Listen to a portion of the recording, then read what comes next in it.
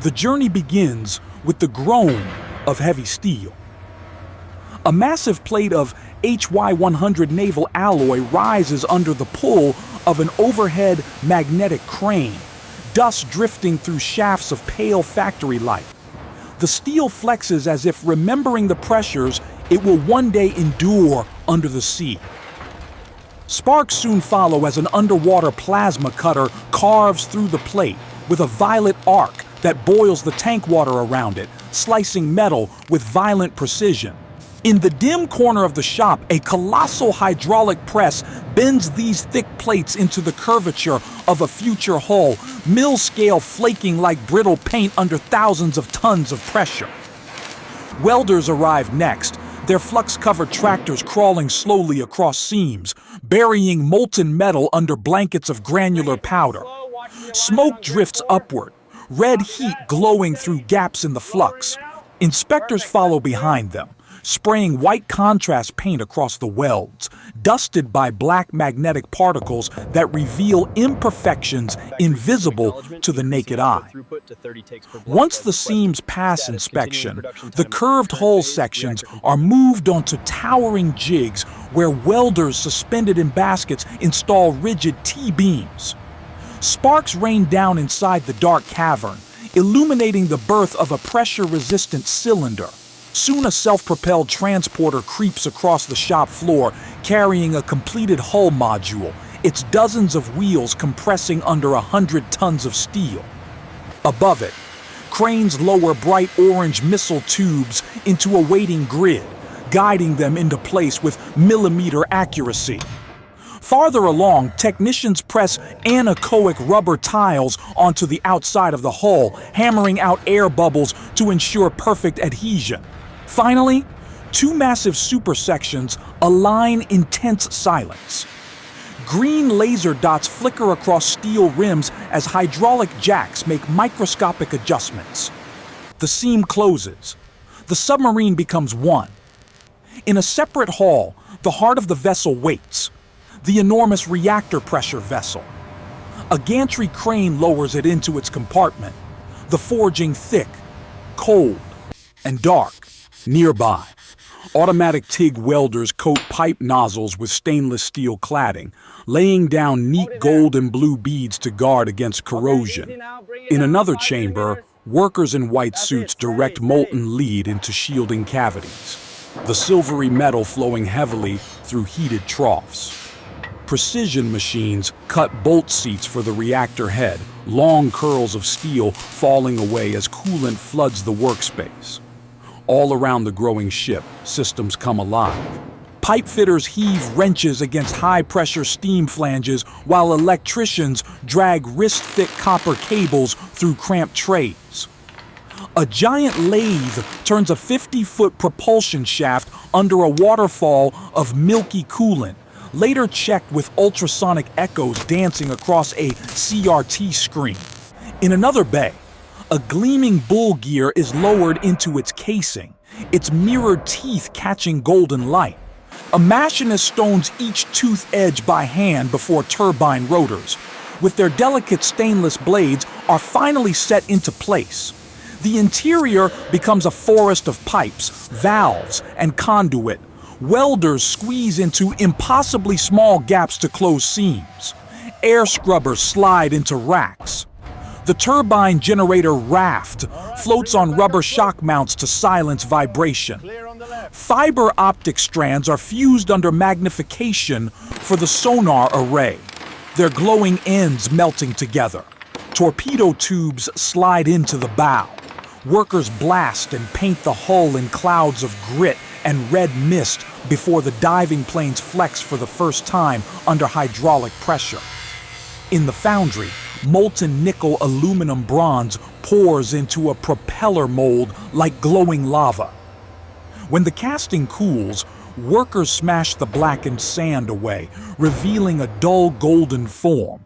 A 5-axis mill sculpts its curves into a mirrored sheen, and hand polishers refine the blades to perfect hydrodynamic edges. The final shape is shrouded in a canvas tarp and moved by crane under strict secrecy. Life support spaces are filled. Bunk rooms slid in like drawers. Stainless galley equipment unwrapped from protective film. Provisions lowered hand to hand down vertical hatches. Black rubber stealth panels tile the exterior until the vessel resembles a giant obsidian creature. At last, the dry dock floods. Water rising around wooden keel blocks as the submarine's reflection ripples across the surface. Harbor tugs strain against its weight, pulling the vessel into the open sea. At the pier, final outfitting connects the sub to shore power and ventilation. Inside, the reactor operators prepare for startup, hands trembling over analog switches. A sight glass flashes as water becomes steam. In the missile compartment, a technician runs diagnostics while towering orange launch tubes stretch upward like a forest. The bull sonar sphere, a globe of countless hydrophones, waits to be sealed behind its dome. Torpedoes are loaded, their green bodies greasy and heavy. The galley comes alive with sizzling grills and churning mixers. Then comes departure. Wet ropes thrown to the pier, black water boiling at the stern, the ship heading into the gray horizon. Once at sea, the submarine braces for its true environment. Rig for dive echoes through the control room. Air roars from ballast vents. The deck vanishes under the rising ocean. Deep below, the hull creaks under pressure, a string tied across a beam sagging visibly as steel compresses. In sonar, faint signatures appear on glowing green waterfall displays. The submarine pitches steeply in a dive, coffee cups sliding, crew bracing. Systems hum, the oxygen generator splitting water into breathable air, drills simulating flooding and fire, torpedo ejection tests shaking dust from overhead pipes. A dummy missile erupts from a launch tube in a blossom of underwater bubbles. Life aboard settles into a rhythm, changing scrubber canisters, ejecting trash through steel valves, fighting heat in the desalination plant, sliding down worn ladder rungs during shift changes. The logbook is written in precise cursive. Engines roar as the ship surges at flank speed. Emergency blows launch it from the deep in a violent breach of white foam. In the Arctic, it smashes through thick ice. Crewmen beating frozen sheets from the hatches.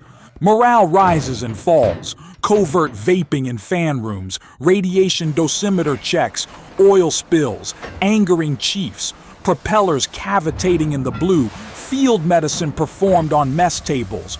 Drills send swimmers jumping into freezing water. A sailor cries over a message that his child has been born. Fresh food arrives through a blinding shaft of sunlight during an at-sea resupply. Maintenance never ends. Needle guns removing rust, halfway night celebrations with cardboard hats, jammed trash units, underwater decoy launches, navigation plotted on worn charts. Rough seas toss the boat brutally. The captain scans the horizon through a digital periscope. Repairs continue in stifling engine room heat. At last, the ship returns home, salt-stained, rust-edged, crew lined up in dress blues. Families wait on the pier, embracing sailors who smell of diesel and amine. Years pass, and the submarine grows old. It is towed to the mothball fleet, silent and rusting. When dismantling begins, the dry dock drains to reveal layers of marine growth. Workers cut through once sacred systems with plasma torches, gutting the vessel. A bright yellow containment tent surrounds the reactor compartment. Robotic grapples lift glowing spent fuel, the faint Cherenkov blue shimmering for a heartbeat. The sealed reactor cylinder travels by barge up a lonely river to a desert burial trench where it joins others from decades past. Bulldozers bury them under drifting sand. Back at the shipyard, hydraulic shears bite into the remaining hull, magnets sort twisted scraps, personal artifacts tumbling out. Missile tubes are crushed. The once secret propeller is sliced apart by a diamond wire saw. Giant torches cut the hull into rings. Hazardous paint is scraped into red bags. The empty reactor compartment is sealed like a steel can and shipped away. Finally, the broken ship's remains are fed into an electric arc furnace. Graphite electrodes descend in blinding lightning, reducing the submarine to molten steel. Impurities skim away like lava as the liquid metal flows into continuous casting molds. Red-hot billets emerge, cut into blooms, then rolled into new plates, cooling from orange to gray on long steel beds. Inspectors mark each with yellow paint. The plates stack in warehouses, waiting to begin another life, perhaps as a building, a bridge, or another vessel. And as the last images fade, the ocean rolls on, indifferent, eternal, its waves whispering over the memory of a machine that once patrolled in its depths.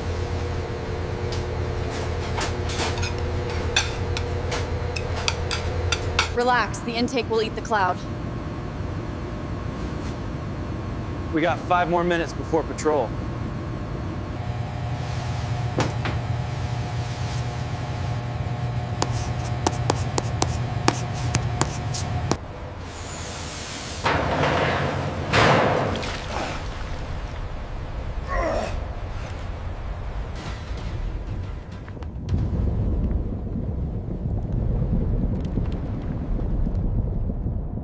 Keep eating, fellas. He'll be fine. Hold still. How many more, Doc? Just one more stitch right here. Swimmer, proceed to Oscar. Move! Move! Move! Get him secured!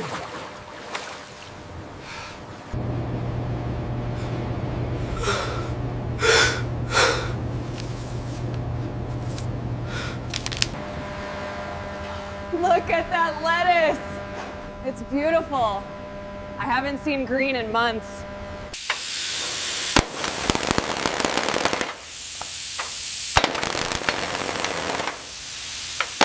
I'm all in with my battleship chips. You are bluffing, sailor. Halfway there, everyone.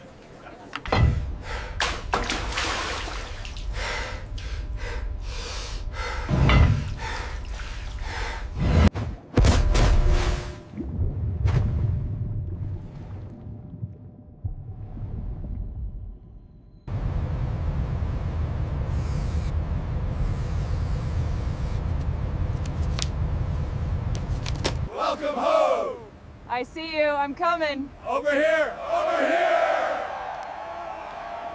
We made it. You're finally home. We missed you so much. I know. I'm here now. I love you guys.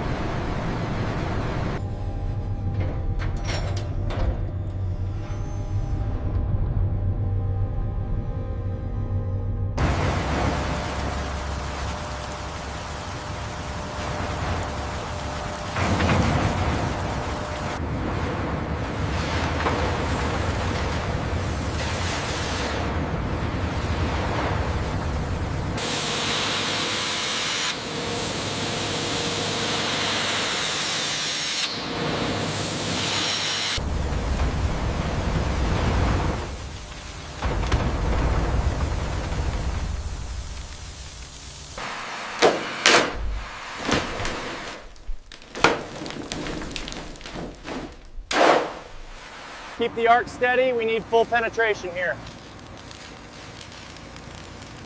All right, hold it right there.